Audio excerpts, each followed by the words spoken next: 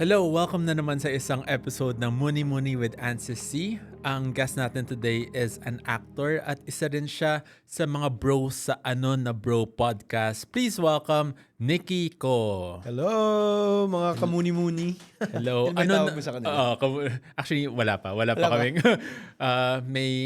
May nag-recommend Muni Mooners. Muni-mooners, pwede. Hindi ko na. Tingnan natin. Pero bro, ano na bro? Oh, bro. Ano na bro? Na-tempt akong sumigaw. Ano na bro? Okay, intro. Gusto mo ba? pwede. Sige. Okay. 1, 2, 3, go. Ano na bro? Yes. Okay. Man. Pwede na ba ako Pwede. maging your ano tawag doon? Extra bro. Pwede. Extra bro. Sis as Oo nga pala, sis. no? Oo nga. Sige. Sis and sis. Sis and sis. Kamusta? How are you, Nikki? I'm doing well. I would say na good busy naman ako ngayon. Okay, that's good. So, ang pinagsasabay ko right now is bukod sa tapings and being healthy on the side, nasa real estate ako ngayon. So, everyday naman may work tayo. May work. Thank That's you, Lord. good. Yes. Oo nga. Yan yung gusto ng mga Chinese parents natin din man. Parang as long as everyday may work kahit ano pa yan. Oo nga, hindi Okay. pwedeng anong ginagawa mo dyan? Tambay ka ba? Oo nga. Last kita nakita, I think nung nag-guest ako at si Auntie sa Yes. Ano na Bro. Oo nga, miss na namin kayo ni Auntie. Dapat may part 2. Oo nga. Yeah, sana. But sabi mo may taping ka. Anong current project mo? Yes, ang taping ko ngayon is Born to Shine. Sa siya, every afternoon siya pinapalabas. Tapos ang story niya is singers yung mga bida, si Zephanie, and then meron silang girl group na Yumi. Okay. And then nakakonect yung character ko na si Oliver kay Michael Sager, Okay. which is Nate. So it's about careers nila as singers and mga love life nila. So ako taga tease kay Michael doon. Parang love life mo, ganyan. Careers as singers. No? Yes. Kumakanta ka ba? Kung di mo may tatanong, ako yung kumanta ng A Whole New World. Joke. Hindi. Sample nga. Hindi, may boy group kami before Okay. na One Up. Kasama ko rin actually si Brent. Actually, 4 kami. From Brent, Ano na Dave, Bro. Jay, and ako kasama ko doon. Pero yung parts na kinakanta ko is kapag sabay-sabay na kami, kapag may rap, Okay. doon ako pumapasok. Pero kumakanta ako sa mga mga fiesta, mga ganyan. Okay. Pag na-invite tayo sa mga provinces, ganyan. And just CR. Main. Ikaw sa din, no? CR. Ikaw din. Oo. Ikaw pala yung main rapper niya. Alam mo yun, pag sa mga groups, di ba may mga position? Yung iba visual, yung iba Visual, vocals. leader. Yan. So ikaw yung main rapper. Yun. One off. One of. One of. Okay. Tinatanong ko to sa lahat ng mga Chinoy guests ko is how Chinoy are you? Both parents mo ba are Chinese?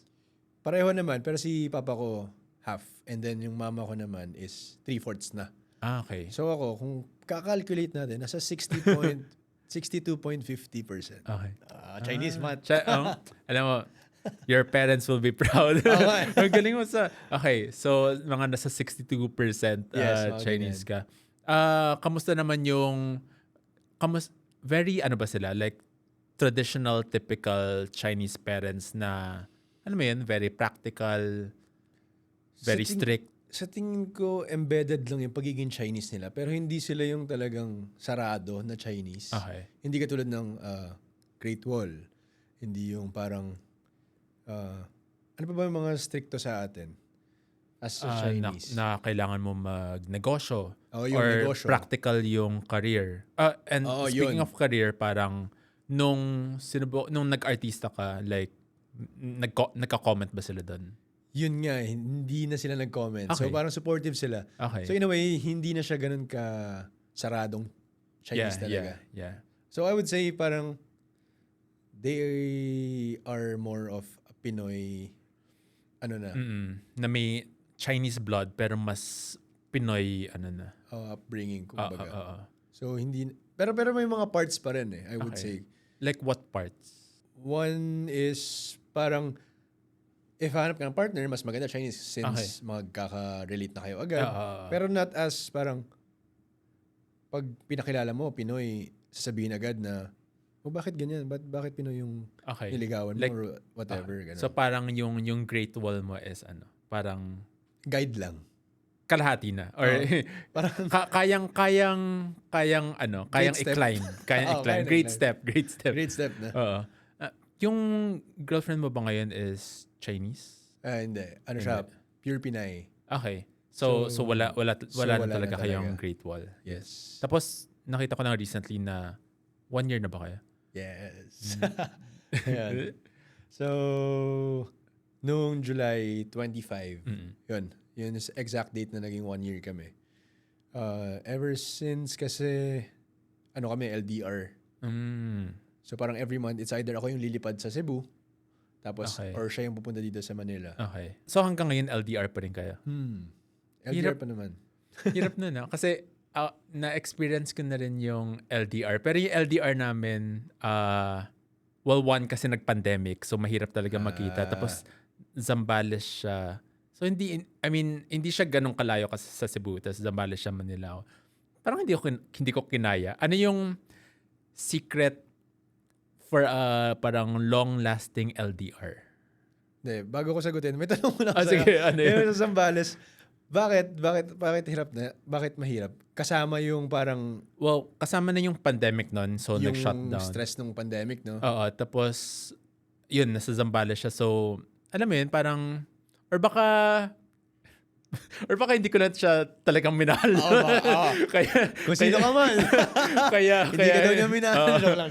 So, sa ano yung ano nga yung secret niyo sa parang, just in case, ngayon naman kasi, hindi yung current partner ko ngayon, we live together. So, Okay. hindi na kami LDR. Pero, just in case, in the future, magka-LDR relationship ako with my current partner, ano yung secret? Ang current partner ni Ansis, may plano siya mag-LDR kayo. Medyo ko. Etong secret. Hindi ako, kasi siya, sabi niya, parang isa sa mga dreams din niya is to work abroad. Okay. To try lang. So, kung in case mangyari yan, so ano yung mga tips mo for me? I would say yung yung foundation namin. Well, kami kasi, both kami, we have relationship kay Jesus. Pareho kami Christian. So, kumbaga, binabalikan namin kung paano mag-love si Jesus towards us. So, lumalabas na unconditional. So, regardless of the external factors, babalik kami sa magpapasira ba kami sa distance lang? Yeah. Sa hindi ba namin iintindihin yung isa't isa? Yeah. So, kumbaga, dun kami bumabalik. Okay. Yung mga values na pareho kami. Okay. So, magre-remind lang kami sa isa't isa. Communication pa rin talaga. Communication. So, sasabihin mo kung paano mag-work to para sa atin dalawa. Open ka sa opinion mo. Open ka rin makinig sa opinion ng partner mo. So, I think, yun lang naman talaga. You have to be open to what your partner needs and wants. Yeah. And kung hindi nyo siya mamimit in the middle, kailangan mas may isa talagang mag-step up sa understanding nila.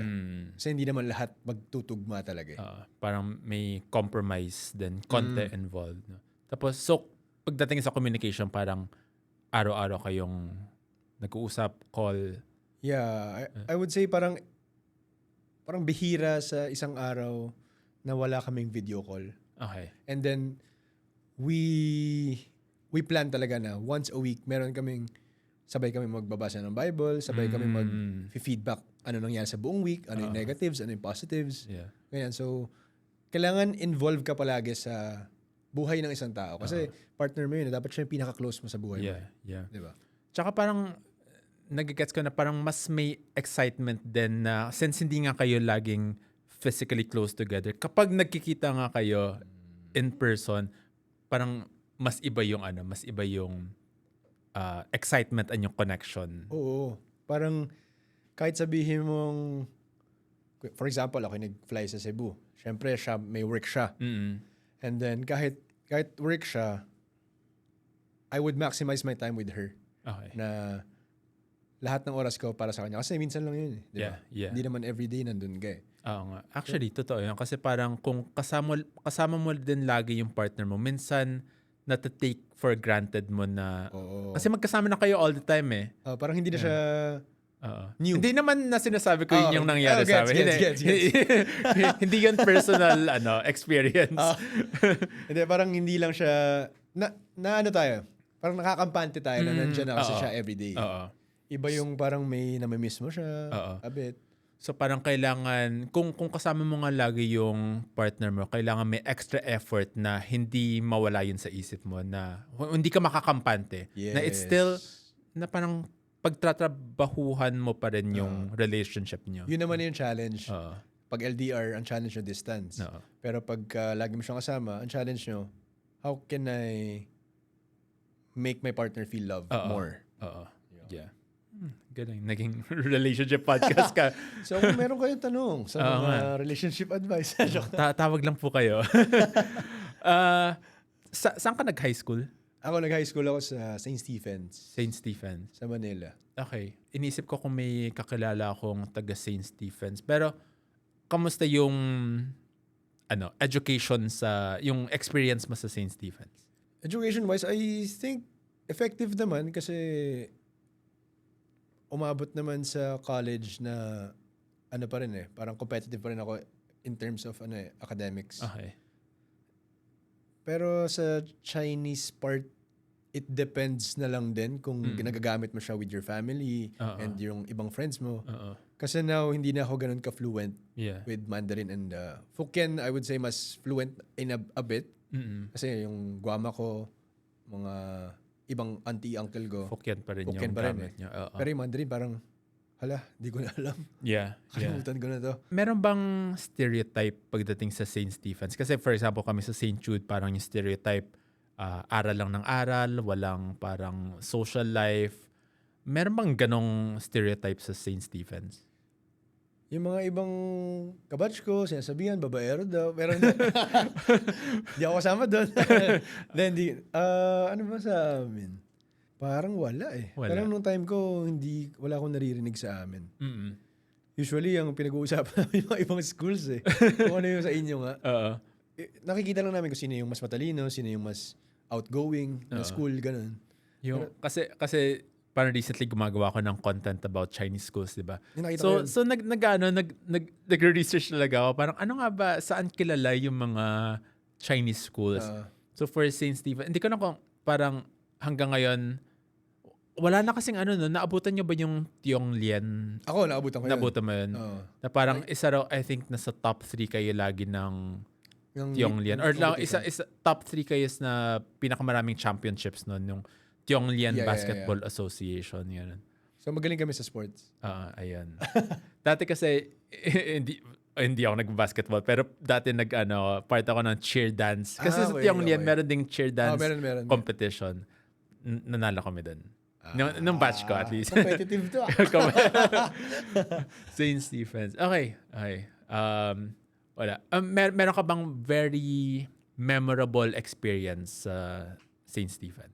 I would say, yun, yung mga sports na nasalihan ko. Kasi varsity rin ako ng St. Stephens before. Basketball? Sa basketball. So, saya kasi love ko pa rin yung basketball until now So, naging big part siya ng life ko. May time nga na parang puro basketball yung ginagawa ko So, yung varsity life, minsan pag Chinese class, exempted na kami, alis na kami kasi may game kami. Ganun. Yun yung mga nakakamiss na parts. And yung kapag may mini fair, lagi kang dedicate this song to your crush. Mini fair. Tapos automatic may Blue Magic. Blue Magic. Ganun di ba sa inyo? Sa time nyo? Yung mini fair yung fair namin dati, meron ba kayo na yung jail booth? Jail booth. Oo, tapos i-jail kayo nung parang siniship sa'yo. Either sa type mo or parang siniship lang para sa'yo. Tapos i-jail kayo together. Yun yung masaya. Actually, yung mga Chinese class din minsan, mga kalokohan sa mga times na hindi kayo nakikinig sa klase. Mga ganun. Oo nga. Yung mga alam niyo yung taotia? Oo. Taotia, yung parang kumakain kayo sa classroom ng patago. Ayan, tapos yung mga lumalabas yung mga alam mo, yung mga ways nyo of cheating? Nag-cheating ba kayo sa exam? Parang dati yung pinaka-naalala ko yung, alam yung eraser dati sa ballpen na, kasi di ba matigas yun? So, minsan may mga classmates ako na sinusulat Susulatan doon yung sagot, tapos mahuhulog yung eraser, tapos pupulutin nung kasama. Pero we don't condone cheating sa we don't podcast. condone cheating, pero share ko lang din. Dati kasi, ako yung nagpapakopya sa Chinese. So, kunyari tapos na ako. So, ikaw yung matalino. Ako yung source. So, natutulog-tulugan ako. Tapos yung papel ko, nakaganon na sa likod ko. Okay. Tapos hanggang sa makakopya na, tapos papasa na yan. Yung ganun times. Galing. And part of my high school days, lagi kasing may marakas mag-trip sa classroom eh. So, minsan, hindi na namin kinokondone to, pero yung teacher yung nabubuli. Kumbaga may nahulog na tumbler. So, yung tumbler is insulated sa bakal, sa maingay. Pagkahulog nun, nagtatanong yung teacher, siya nga. Tapos iulitin. Up to 3 times. Tapos ipapakita, nasamit pala yung bote. Tapos sabi niya, parang hindi yan yun eh. Kasi iba yung tunog eh. Tapos ulit-ulitin. Hanggang sa mapipikon na yung teacher. May mga ganong moments. Meron pa isang beses. Balloon. Tapos pinaglalaroan na ang mga kaklase ko. Hanggang sa nagalit na yung teacher, hinabol, tapos sinaksak ng ballpen. At least sa amin na, usually, yung mga, nabanggit ko to dun sa mga past episodes ko, na usually yung Chinese teachers, sadly, ang nabubuli. Sa inyo rin ba? Ganun din sa amin. Kasi sila yung parang, at nung time kasi namin, sila yung hindi masyadong nakakapag-Tagalog. Okay. And so, parang, yun medyo, again, we don't condone bullying yun lang yung part ng childhood namin. Yun yung nangyari before. Nangyari before. Hindi ko alam kung sa mga schools ngayon kung nangyayari pa rin yun. Pero at least nung time namin, nangyayari talaga siya. Actually, sad part din also, na lahat ng teachers may mga nicknames na. Yun din sa amin. Ano yung mga nicknames sa inyo? May Mickey Mouse, may Jungle Boy. Jungle Boy. Sa amin may Penguin, Triangle. Shrider pa nga, may Shrider. Hindi ko naman. Pero we've matured. Naging part na sila. Again. Again, we don't condone bullying and name-calling sa podcast na to. We've grown. We've grown. Totoo ba to? Nakita ko yata sa interview mo or something na second name mo is Philipson. Dahil Philip yung tatay ko. Ngayon lang ako nakakilala ng ganun na kasi yun yung theory ko dati na kasi yung tatay ko Wilson. Okay. Pero Papa yung niya. angkong ko naman, yung tatay niya, hindi naman Will. Pero ngayon lang ako nakakilala na parang Philip talaga yung tatay tapos Philipson yung Hindi ko rin anak. alam ano trip nila. Pero yun yung nangyari sa pangalan ko. Philipson. Okay. Yeah, totoo yun. Totoo yun, Philipson. Pero saan galing yung Nicky, alam? Or nickname ba yung Nicky? Hindi, full siya. Full Yun name. talaga. Pero sabi sa akin ng parents ko, galing daw yun sa book, na yung character na lalaki was Nicky naman. Tapos parang for the longest time, naghahanap ako ng Nicky na lalaki. Tapos Kasi, sumali ako ng basketball clinic, Milo Best. Tapos may nakita ako doon na bata. Nicky rin yung pangalan. Sabi ko, okay, meron pala. okay. Kasi hindi siya common name for a boy. Nicky. Parang usually babae. Nicky Hill, Nicky Valdez. Oo nga. Ako rin, actually marami nag-aakala na pambabae yung ANSYS. So every time, lagi akong, pag through text, lagi akong minamam. Government name ba yun? Oo. Totoo yun. ANSYS. Saan galing yun? Ganun, parang, ito naman sa, alam mo yung baby book of names. Okay. Tapos nandun, tapos yung ibig sabihin daw ng ANSYS is, parang gift from God, something like that. Ganda naman pala meaning. Tapos lahat kami magkakapatid. Ako ANSYS, kapatid ko Ansel, Angel. So lahat kami AN nagsa-start. Tapos gusto rin ng parents ko parang unique yung names. Yung ANSYS, parang ano siya, foreign country nang galing yung Siguro. Actually, hindi ko alam kung ano yung origin, kung anong word, kung anong language. Hindi mo alam. Ako alam ko kasi galing yan sa saan? Greek mythology na joke. Okay. Alam ko na saan galing yung Nicky. Galing yan sa yung kay Nikki Hill, nung kumanta nung, siguro nahilig yung parents mo sa Coke. Sana, alam mo yung commercial na yun? Parang, sige tuloy mo nga. Yung, ano yan sa, ano yan, alam mo yung commercial na yun? Yung kumakanta si Nikki Hill na Coke. Sana na, sa awat na ito, lahat ng, Ang bata ng parents ko. ganun. Wala lang. Okay. Moving on. Pag-usapan naman natin yung acting career mo. Paano ka nagsimula? 2014 auditions ng Starstruck. Okay. Doon ako sumali. So after that, we had 1 year long na preparation since comeback to ng Starstruck again. After nung last season. Okay. So pinag-singing, acting, dancing kami, workshops. And then after that, nagustuhan ko na siya. Kasi may workshops kami inside eh. Pinapatry sa amin. So, ayun. After that, binigyan naman kami ng contract with GMA. Tapos, tuloy na with the shows. Okay. Eventually, after 11 years, ito. Kamusta naman yung, grabe, 11 years na rin nga pala, no? Kamusta yung Starstruck experience? Masaya. Nakakapagod siya because bugbog kami sa workshops eh. Tapos saka ka palang sasalang sa TV. Okay. And then, syempre, So may kailangan mong workshop kayo bago mag-start yung actual competition? Yes, oo. Kasi syempre gusto nila prepared yung mga sasali. Since talent show in a way, di ba? Reality and talent show. And ito kasi yung comeback sa amin eh. Kunyari season 5, parang... Anong season na ba yung... Yung sa amin 6 eh. 6. Pero yung season 5, parang 6 years before pa nangyari. So, dapat kailangan magagaling yung sumali. Parang gano'n. Okay. Hindi ko lang kung... parang ma-reveal yung age ko. Pero napanood ko dati nung bata ako yung yung first... Sino? I think yung first... Siguro Season first ba? 2 seasons, gano'n. Naabutan ba yun? Yung mga first 2 seasons ng Starstruck. Pero naka-work ko sila. Next sila Mark Heras, Jeneline Mercado. So, favorite ko dati yung mga ganun din, yung mga artista search. Siyempre, Starstruck sa GMA, tapos Star Circle Quest sa ABS, yung mga sinasandara. Wala lang, favorite ko lang yung mga... masaya lang panoorin. Sino supportan mo? Sino gusto mo nalo pala?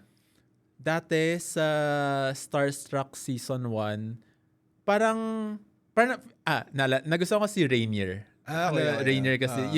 Kasi, alala ko yung, meron siyang sayaw nun eh. Siya, yung, basta meron siyang laging sinasayaw doon. Galing niya sumayaw. Pero magaling din sumayaw si Mark Heras nun.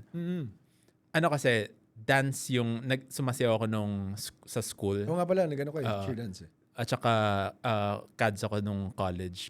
Tapos, so, lahat nung mga magagaling sumayaw, I think yun yung mga ni-root for ko nun. Starstruck. Sandara meron ka din. bang... Sandara. Dancer din yun. Sa Star Circle Quest naman, sino ba yung mga... Meron ka bang ganun? Meron ka bang mga favorite parang contestants? Si Tyrone Tan sa Sister Chinatown. Naigigas natin after this. Magka-batch ba kayo? Hindi. Lower batch si Tyrone sa akin. Sa Starstruck? Hindi siya nag-Starstruck. Hindi siya nag-Starstruck. Sino ba ni-root for ko? Na contestant. Parang... or mahirap pa siya gawin dahil part ka na ng Starstruck community? Hindi naman. Ang ni-root for ko palagi, kung sino yung nakikita kong may puso gumawa ng craft nila. Okay. Doesn't matter kung ano yan, sportsman yan, or acting man yan, or reality show. Gusto ko yung nakikita ko na gusto niya yung ginagawa niya. Yun yung ni-root for ko palagi. Okay. Maganda nga yun. Ano yung pinaka takeaway mo from your Starstruck experience? Pinaka takeaway ko sa Starstruck is kailangan mong i-maximize 100% yung opportunities na binibigay sa'yo. Kasi sa dami ng pumila dyan or ang dami ng gustong mapuntahan yung spot na yan, hindi lahat makakakuha ng opportunity. So, ikaw na nandyan ka na, dapat yakapin mo. mag-a-apply din yan sa lahat ng parts ng buhay mo eh. Mm. Kaya opportunity sa labas naman, sa trabaho mo. O kaya opportunity sa relationship. Opportunity sa parents mo, your time with them. Your time with, for example, may anak ka na. Ganyan. Lahat dapat, be in the moment. Maximize it 100%. Andyan ka na eh. Andyan na yung time mo eh. You could have done something else, pero yung time mo nandiyan ka sa isang competition, might as well push it 100%. Oo nga. Be in the moment. Oo nga. Kasi minsan, parang, feeling ko, rin to eh, sa pagiging Chinese din to, yung parang minsan, medyo worrier, at least ako, minsan worrier ako na nangyayari to at the moment, pero iniisip ko rin parang, okay, ano yung kailangan kong gawin bukas? Ano yung kailangan kong gawin next week? True. Na minsan yun nga, nawawala tayo sa present moment at hindi natin na-maximize na i-enjoy yung kung ano Siguro nangyayari ka rin, ngayon. perfectionist ka. Oo. Gusto mo lahat maayos, lahat magawa mo. Na unti-unting nag-i-improve. Yeah. So parang definitely perfectionist ako at saka people pleaser. Isa rin yan sa mga... Pero ngayon, like, mas less perfectionist na ako in a way na lalo na pag nagpa-produce ng content, hindi kailangan lahat perfect. Basta masaya kasi ginawa mo, okay lang. Yung people pleaser din yung kailangan kong minsan i-improve on. Instead na ma-enjoy mo na talaga yung ginagawa mo, naisip mo, ay, okay ba to? Ay, papatok ba to? Ay, ganito ba yan? Parang anong sasabihin neto? Ano yung sasabihin niya? Gagawin ko to. Dapat ganun lang. Yeah. Ano yung gusto mo about acting? Ano yung... sige, ano yung unang nagpa-attract sa'yo sa acting? Bakit mo inisip na gusto mo siyang subukan? Ang sarap nung play of emotions na nafe-feel mo during acting. Magugulat ka rin na parang, ito yung hinanda kong emotion, pero bakit napunta ako dito? And parang siya, exciting adventure as you do it. Parang hindi siya stick on na parang by the book na if malungkot ako, malungkot lang. Magugulat ka, parang pwede palang pumitik sa matatawa ka, pipitik sa ganito. Tapos you can study a person or a character. Tapos gagawa mo siya ng backstory. Parang gumagawa ka rin ng sarili mong pelikula eh. In a way. So, the entirety of it, it's parang lumalabas yung creativity mo rin. Yeah. So, lang. Doon din lumalabas yung parang, yun nga, being in the moment. Kasi minsan, di ba may mga artista na, alam na nila kung paano i-a-attack itong scene na to. Pero kaya minsan nawawala yung, kung wala ka nga sa moment, nawawala yung yung surprise na parang, pwede pala mapunta dito. Nagiging predictable yung magiging outcome. Oo. Yun yung sakit ko rin before. Kasi pag simula ka sa pag-acting, gusto mo ma-nail mo yung scene eh. Pero, wala eh. Kailangan eventually, marirealize mo na dapat unpredictable ako. Kailangan acknowledge mo yung environment, acknowledge mo yung partner mo. Yun din, yung collaboration with the ka-scene mo. Ang saya din yun. So I would say the entirety of acting talaga. Yeah. Ano yung mga types of characters na gusto mong pinoportray? Or may mga favorite characters ka ba? Yung kontrabida roles talaga. Ang saya kasi, usually kasi dito sa Pilipinas, ang mga bida laging kawawa. Laging sila yung nasa baba muna, tapos tataas. So parang, you know the flow all the time. Sa pagiging kontrabida kasi, you can play around with it. Pwede kang baliw, pwede kang seryoso, pwedeng tahimik, tapos biglang gugulatin mo yung bida. Ang saya maging kontrabida, lalo na kapag ang hindi ko pa pala nagagawa. Gusto ko yung, it's either meron kang physical obligation na gagawin, o kunyari pilay, or may missing something part ng katawan, or meron kang something mentally. Yung mga ganong roles, gusto kong ma-explore. Okay. Pero kontrabida pa rin talaga. Kontrabida. Meron ka bang parang favorite kontrabida character? Or favorite villain? Pwedeng Hollywood or local na na palabas. Top of mind, Joker. Tapos parang masaya ngang gawin, di ba? Tsaka si forgot the name of the actor, pero yung movie na Split, Split Personality. Gets. Ang galing nun, grabe. Oo. Parang shift, mga 20 na characters. Oo. Grabe talaga.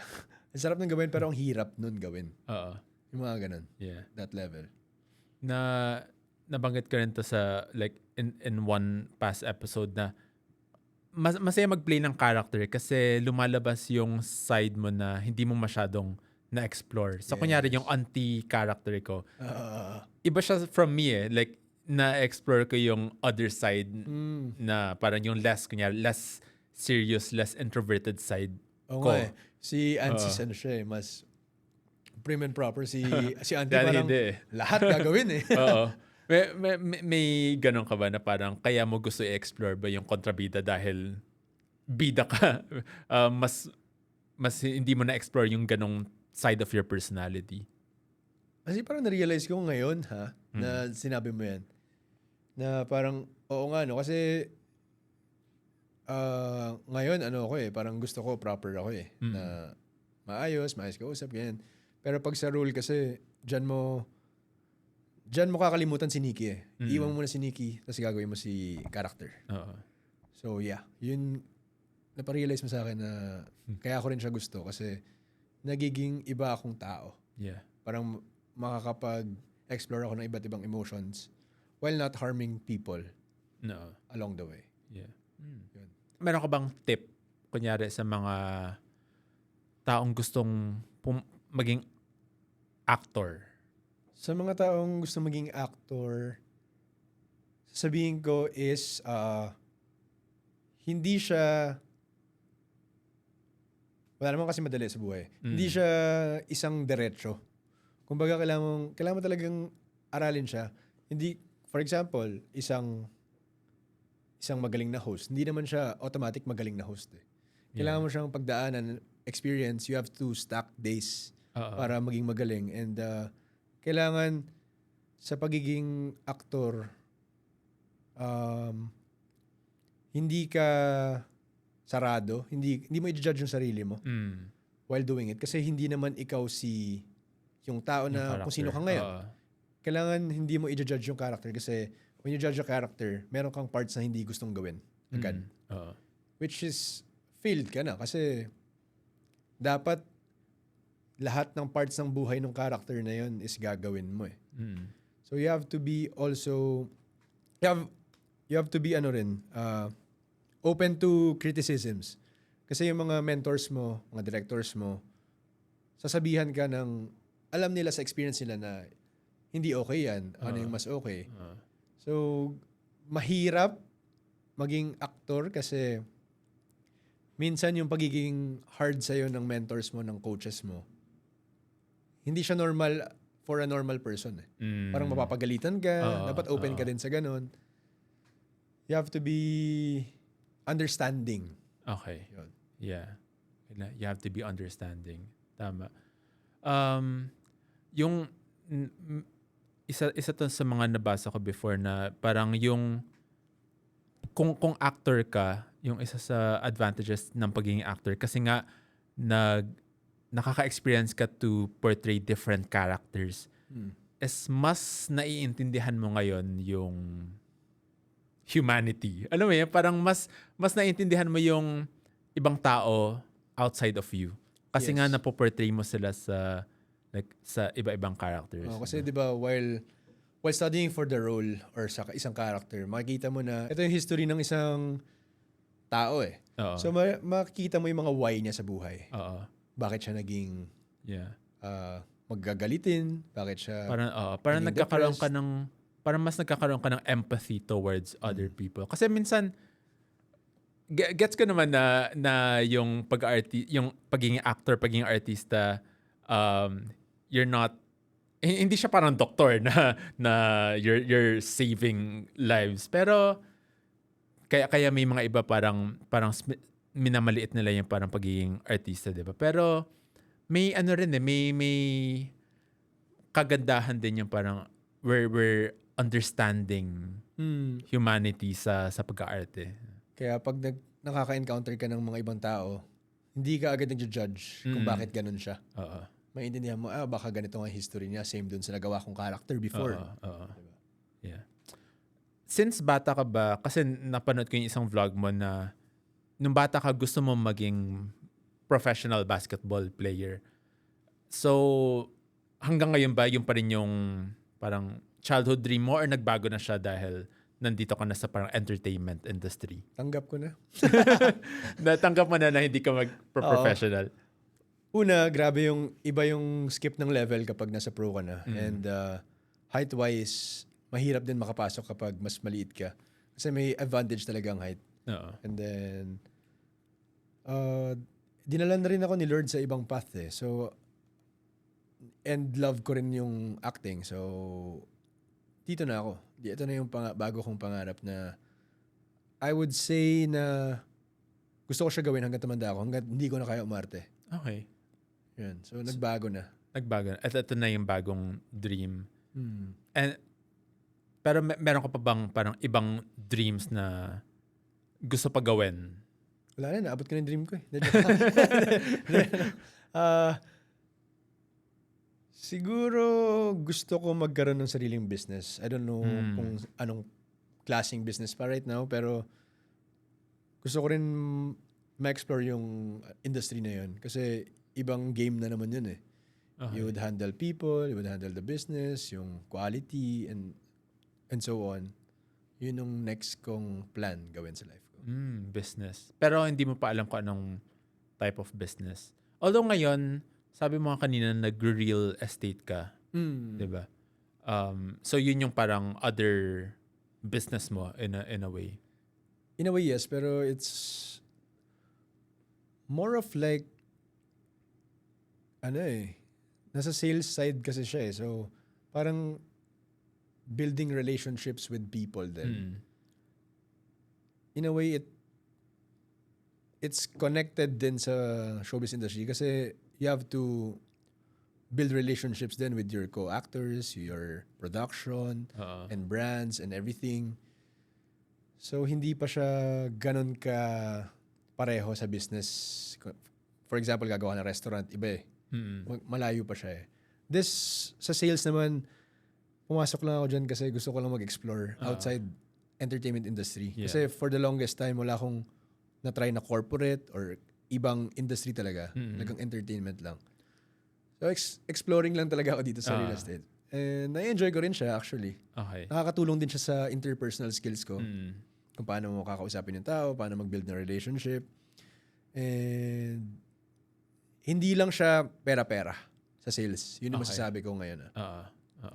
Iba yung nabuild mong connection. Mas ma-appreciate mo yung mga taong nakokonektahan mo. So hindi lang siya sa'yo, hindi lang siya parang fallback para sa'yo yung pag-real estate. Kasi dati, kunyari yung nag-start ako mag-content, mag-comedy, meron akong parang quote-unquote fallback yung pagiging, nag-freelance virtual assistants kasi ako. Okay. So yun yung parang fallback. Yung parang mas practical side ko na, okay, pag nawala tong lahat, at least meron akong itong income generating thing na to.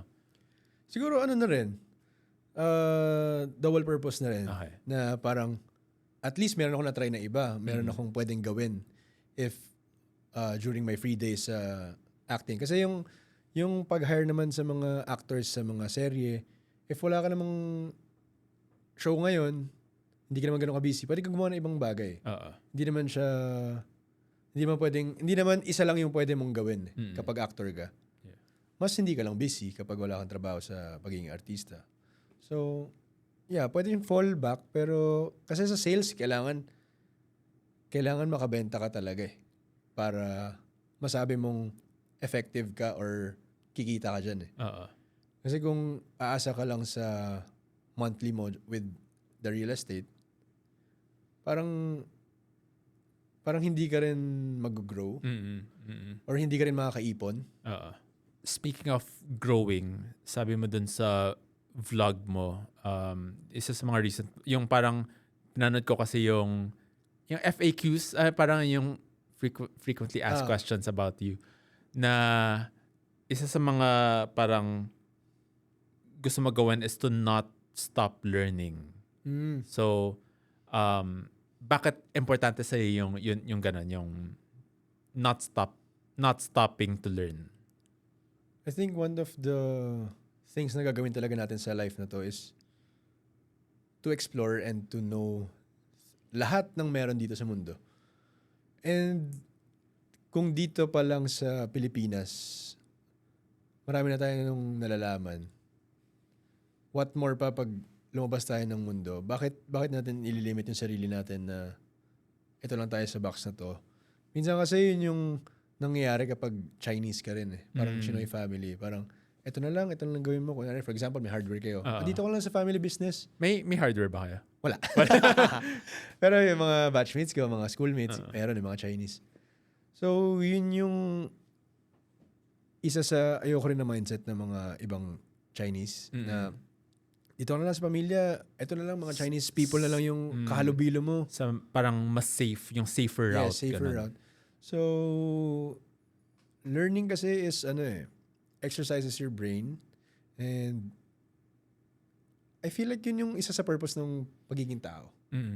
Na matuto. Before, hindi naman tayo nagpa-podcast. Wala namang podcast. Ngayon, marunong na tayo. So, it's part of growing up. Part of growing up na matutunan lahat. Dati wala naman technology. Ngayon, marami na tayong cameras, lights, whatever. Ano yung, meron ka bang something na pinag-aaralan ngayon? Outside of acting, real estate, meron ka bang sinusubukan pag-aralan ngayon? Nagpapag-renovate ako ngayon ng condo. So, yun yung plan ko. One of my, I would say passive income na ipaparent ko siya or Airbnb. So, real estate. Connected pa rin sa real estate, but it's my own. Okay. Yun yung pinag-aaralan ko ngayon kung paano siya mag-grow. Parang, ang tawag doon, parang if you tama ba yun? Flipping houses. Pero ito for rent. Oo. Ang flipping kasi buy and sell eh. Bebentahin. Pero Tama. rentals, yun Okay. yung industry na gusto kong itap. Okay. So, hindi ko pa siya ganun ka-alam kasi magsa-start pa lang. Okay. Yun yung gusto kong matutunan and mag-scale eventually. Okay. So plano mo parang Airbnb? Or long-term lease. Okay. Pwede rin yung mga yearly, ganyan. Hanap ka ng 1-year tenant, for example. Since sinisimula mo pa lang siya, ano yung parang isa sa mga challenges or mga pinakamahirap na experience mo so far sa Sa renovating, hindi siya kung ito lang yung na-quote mo or ito lang yung timeline mo for renovation. Hahaba at hahaba siya. Dadami yung gastos mo pala. Hindi siya Feeling ko nasa totoo box. yan for all. For all, yes. Parang hindi lang sa renovation project na parang kapag ito yung pag may specific estimate ka for something, hahaba at hahaba yan. Kailangan maglagay ka ng leeway for for extension or ibang dagdag na araw or dagdag na pera. Laging kailangan may emergency time or funds. Yeah. Parang totoo, kasi minsan nagko-host din ako ng weddings, diba? Tapos parang naririnig ko yung mga stories na yan na parang magpa-plan sila ng wedding pero at first ito yung budget pero lolobo. Dadami yung i-invite ng parents. Tapos parang hahaba ng haba yung ang daming problema. So yeah. Kailangan may extra leeway ka nga pag nagpa-plan ka ng kung ano mang project. Lahat talaga. Kanina, speaking of parang Chinese values, 'di ba? Sabi mo na yung not stop learning, hindi siya necessarily Chinese value na ina-apply mo. Pero kung may Chinese value naman, kunyari from your parents, na sinusubukan mong i-apply sa buhay, ano yan? Di ko alam kung Chinese ba yun, pagiging proper mo palagi. Umasta kang matino or classy. Actually, oo. Di ko alam kung galing ba yun sa Chinese medyo may culture. May ganun. May parang, gusto kasi at least ng parents ko, or ng maraming Chinese elders na kilala ko na, mas mas prim and proper or mas gusto nila maayos kalaging presentable. Yes, tama. Yun yung word. Presentable kalagi. Yun. I feel like yun yung nadala ko naman. Kailangan presentable ka sa pananamit, pagsasalita mo, hindi ka dapat maingay. Oo. Kailangan may respeto palagi. Oo. I feel like yun yung nadala ko. Yeah. Opo. Opo. And medyo ano siya, no? Parang good and bad kasi kailangan naman talaga natin yung side na yun to be professional. Pero yun nga, parang nare-repress yung Joker side nga natin na hindi Yun. natin na-explore yung other side na yun. Kaya feeling ko, theory ko lang to, na maraming Chinese, maraming Chinoy, actually gusto mag-artista. Parang isa yun sa mga dreams natin na gusto natin mag-try mag-artista, pero hindi siya nangyayari dahil nga very practical. Pero gusto natin i-try yun dahil meron tayong other side of ourselves na na-explore. Lalo na mga galing sa Filipino-Chinese Chinese. Hindi sila magaling makipag-PR. Tahimik lang o kaya nahihiya, walang confidence, ganyan. Nung nag-artista ako, tsaka ako na feel na na mas okay pala nakikipag-connect sa tao. Nung simula nga, parang tahimik lang ako on the side, mahihain. Ang tingin tuloy nila, ay, suplado. Suplado. Hindi na mapapansin. Oo. Ganyan. Or walang respeto kasi nga, hindi ka mag-approach eh. Mm-mm. Pero yun, yung practicality rin pala. Nadala ko rin siya. Hindi ako magastos sa, hindi ako gumagastos ng maraming wants. More of needs lang. Yeah. That's a good value to have. Pag-usapan naman natin syempre yung podcast nyo, Ano na Bro. Kamusta naman, paano nag-start yung Ano na Bro podcast? Si Ano na Bro podcast, with Miss Ace, parang nag-usap-usap kami if we are open as a group. Parang dapat ata 6 kami nung simula. Okay. 5 to 6. Tapos, pag-usapan namin kung gusto namin mag-explore ng podcast, and then na-share na sa amin na nag-handle na rin sila ng podcast before. Tapos, nag-brainstorm, and then eventually nag-try lang. First day nga, sobrang kapa-kapa kami. Wala kaming alam kung tama ba yung ginagawa namin or magiging boring kami. Pero may nadala kaming bad siya for a podcast, pero hindi siya bad for interviews ng TV show. Okay. Kasi, nagiging parang host kami. Parang, okay, so ito na ang next naming pag-uusapan. Parang hindi na siya natural. Okay. Nagiging parang segment by segment siya. Yun yung nadala namin sa simula. And then eventually, nabawasan. Pero yun nga, pero magkakilala na kayong 4 kasi dun sa boy band before the podcast. Yes. Okay. Galing kami lahat sa reality show. Si Brent galing sa singing reality show ng GMA din. Tapos yung 3 sa amin, Dave, ako, tsaka si Jay. Starstruck kami. And then, nabuo kami as a boy band before. 10 kami. Tapos... 10 pala kayo 10 kami sa boy band. Tapos after that, 1 to 2 years lang nag-last yung boy group na yun. And then, na-disband na. Tapos yun. Naging close naman kami after that. Kamusta naman yung parang podcasting experience? Ano yung pinaka na-enjoy mo sa pagpa-podcast?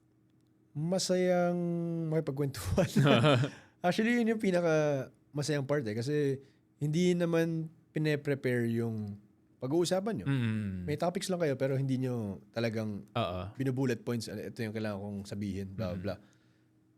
Magugulat ka na lang na parang nanganganak yung topic nyo, yung pinag-uusapan nyo. Parang ngayon. Wala naman tayo pinipare na lines sa gustong sabihin. And bukod sa yung part na yon, na-exercise din yung brain. Parang bumibilis ako mag-isip. Nagiging unpredictable. Nagagamit ko rin sa acting. Tsaka yun din yung pinag-usapan natin kanina, yung parang just being in the moment kasi doon nga nanganganak yung parang pwedeng pag-usapan tsaka yung surprising moments.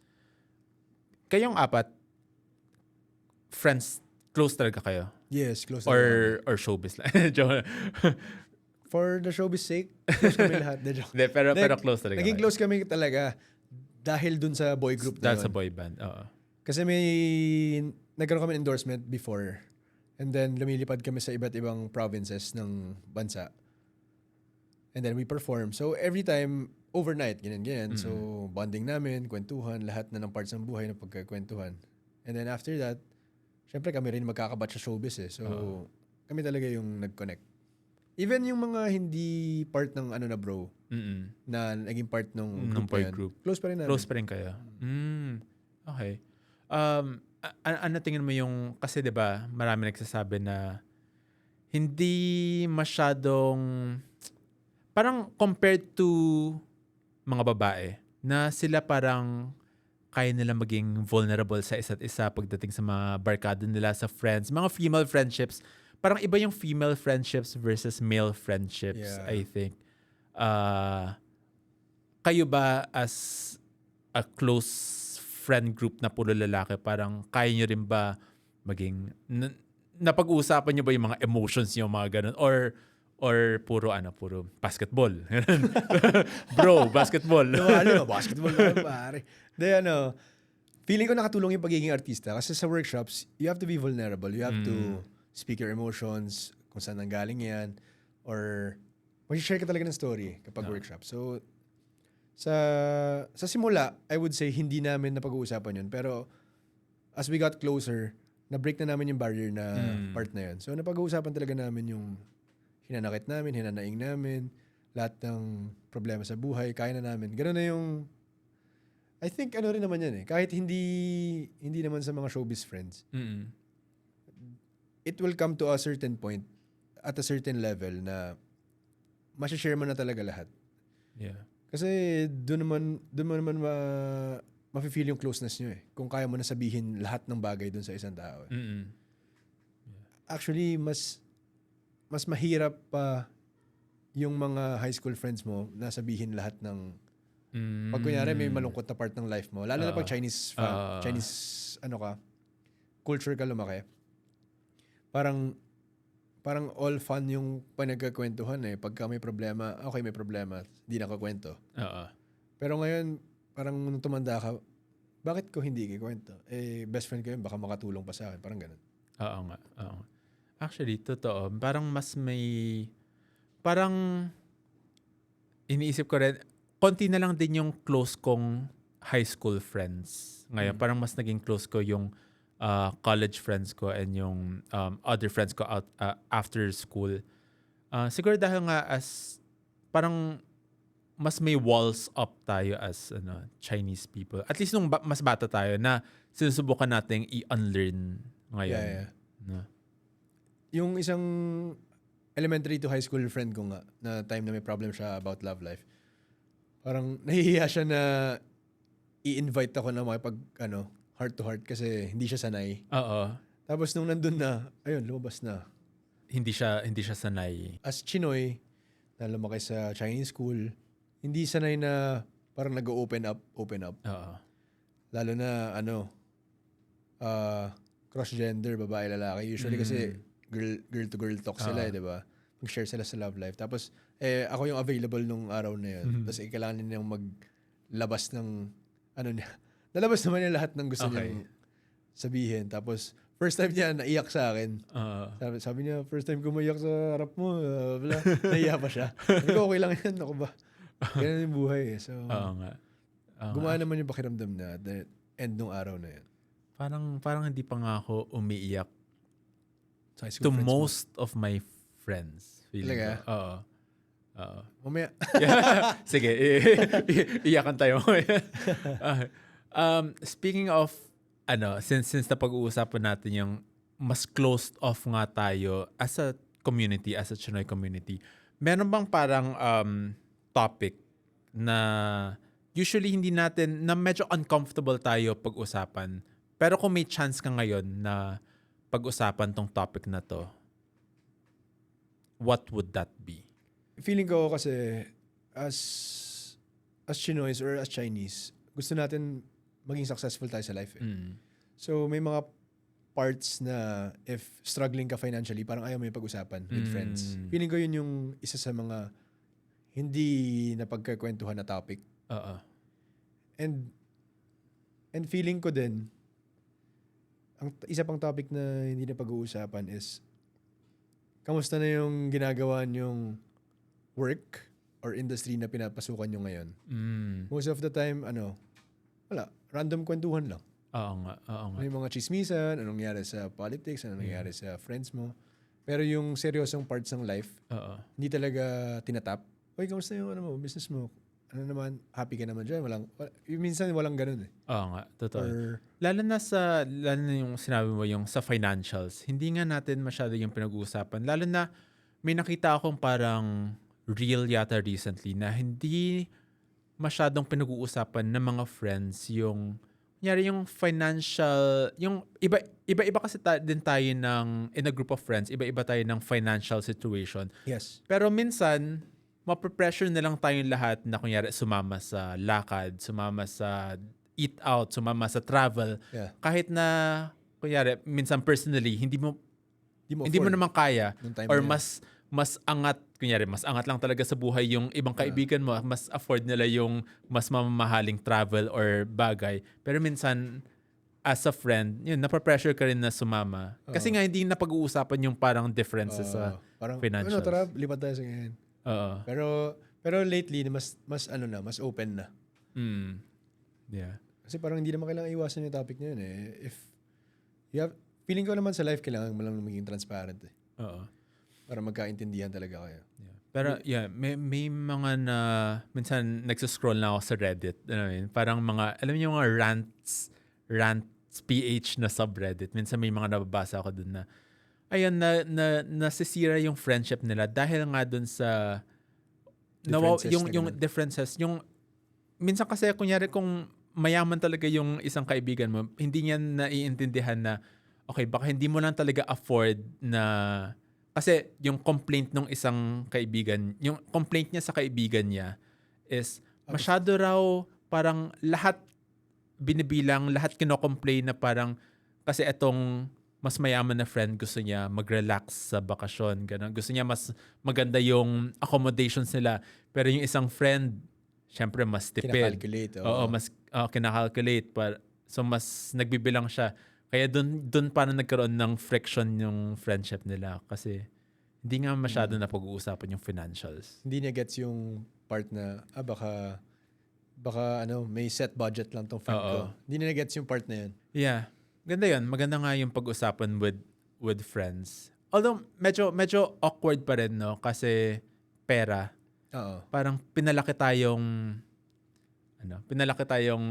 taboo topic siya, yung pera. Feeling ko, para mapag-usapan niyo siya as friends, ilagay niyo siya in a way na parang kamustahan na kung nasa-stress ka ba sa part na to. Mm-mm. And then, ano yung sa tingin mong mali sa nangyayari sa finances mo. Tapos, pwede ka niyang advisean. Kasi since for example, mas successful si friend A, pwede niya tulungan si friend B. Mm-mm. In a way, di ba? Yeah. So, may mga friends din ako na napag-uusapan namin finances. So, in a way, nakaka-guide. Kasi alam mong successful yung tao, you would listen. Yeah. And then you would see na may point nga naman. Oo nga. Ganun. Yeah. Tsaka and as friends, parang we're all coming from a parang good place naman. Gusto na naman natin na lahat tayo. It comes from a place of love naman. Na parang kaibigan mo siya. Ayoko naman na lumubog ka sa pera, di ba? Siyempre, tulungan tayo paangat. Yeah.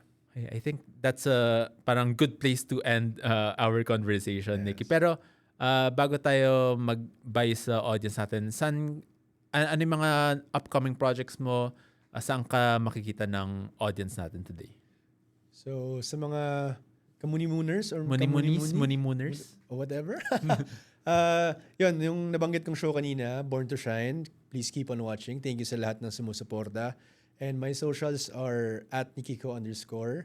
Sa Facebook naman, Nikiko, search nyo lang my name. And I post contents about health, fitness, biblical, and my shows. And hopefully sa future, masuportahan nyo pa rin ako sa mga shows. And of course, sa Spotify, YouTube, always listen to us. And panoorin nyo rin yung guesting ni Ansi sa amin. That's it. Guesting ko tsaka ni Auntie sa Bro Oo nga, podcast. si Auntie pala. Anyway, thank you so much, Nicky. Thank you. Thank you, Ansis. Thank you. Bye-bye. Bye, guys.